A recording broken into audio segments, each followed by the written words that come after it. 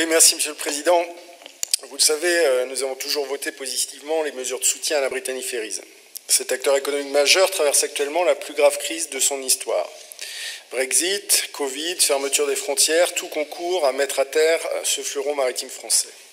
Fort heureusement, les régions d'abord, l'État ensuite se sont mobilisés. Malheureusement, la situation est si grave que tout n'est pas réglé.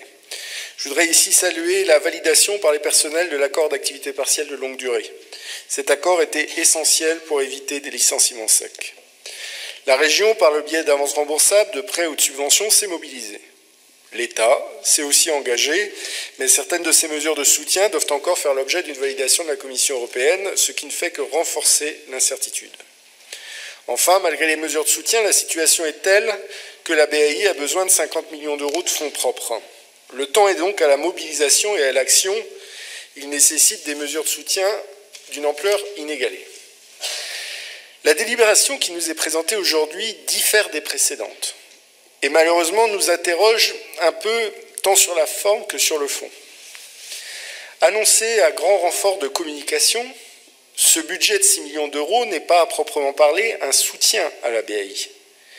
Il s'agit d'une réponse à des besoins légitimes d'entreprises bretonnes, que nous ne contestons pas, d'avoir un moyen de contourner les difficultés douanières causées par le Brexit en évitant les ports anglais. Face à cette demande, vous avez décidé cet engagement financier pour permettre la remise en service d'un ferry entre l'Irlande et les ports bretons. Vous l'avez annoncé sur un ton martial le 25 janvier, sans véritablement faire d'études de marché, en précisant à l'époque que si le trafic prenait de l'essor, la participation de la région serait amenée à diminuer. Il n'est pas fait mention de cela dans la délibération, ce que nous constatons. Et pour cause. Malheureusement, et à notre grand regret, le trafic n'est pas au rendez-vous. Lors de la remise en service de l'Armorique, le 10 février, seules 5 remorques ont traversé. 5 remorques dans un navire de 168 mètres. N'est pas armateur de ferry qui veut.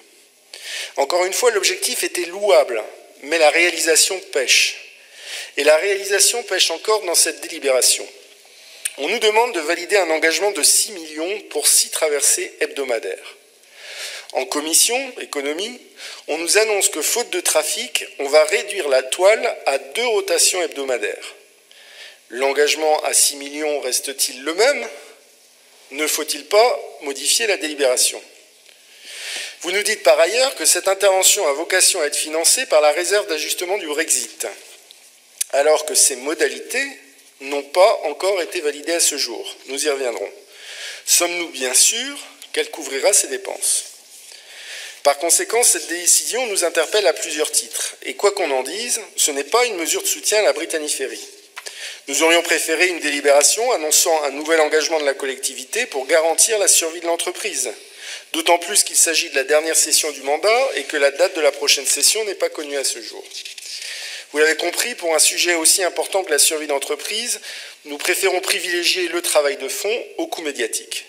Ce n'est pas une demande de la Brittany, c'est vous qui l'imposez.